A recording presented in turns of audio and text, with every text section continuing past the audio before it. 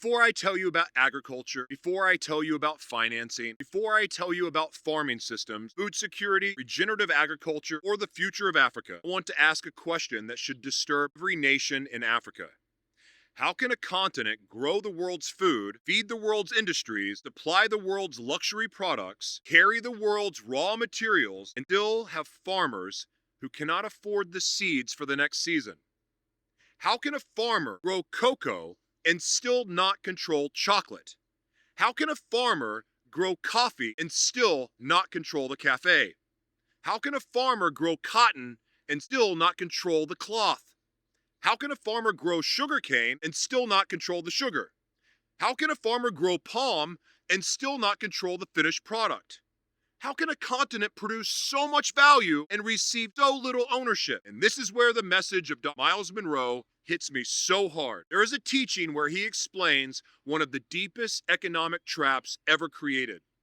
He said oppressed people were taught how to grow cane and pick cotton, but they were not taught how to turn cane into sugar or cotton into cloth. That is not just history, that is a system. That is the architecture of dependency. Teach people to produce raw material, but do not teach them conversion.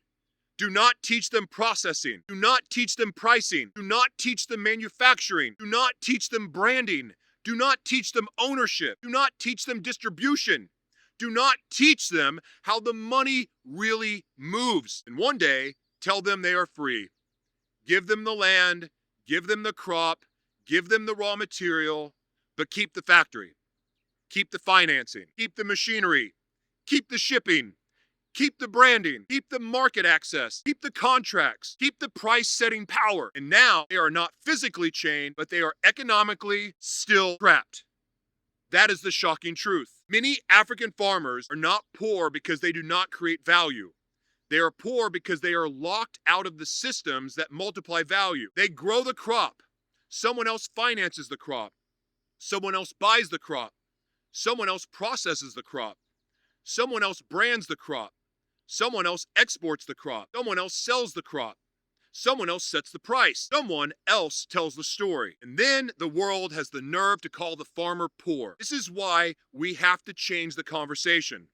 The farmer does not only need sympathy, the farmer needs infrastructure. The farmer needs access. The farmer needs fair financing. The farmer needs tools. The farmer needs ownership. The farmer needs visibility.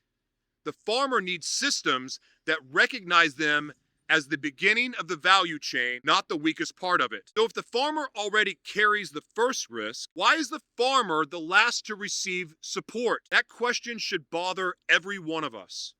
And I want the young people of Cameroon and Africa to hear this clearly. Agriculture is not backwards. Agriculture is not punishment. Agriculture is not something to be ashamed of. Agriculture is technology. Agriculture is media. Agriculture is finance. Agriculture is logistics. Agriculture is science. Agriculture is data. Agriculture is branding. Agriculture is sovereignty. Problem is not farming. The problem is that too many people have only seen farming at the lowest paid level of the chain. But when you add machinery, processing, media, data, e-commerce, packaging, storytelling, and direct market access, farming becomes one of the most powerful business platforms on earth.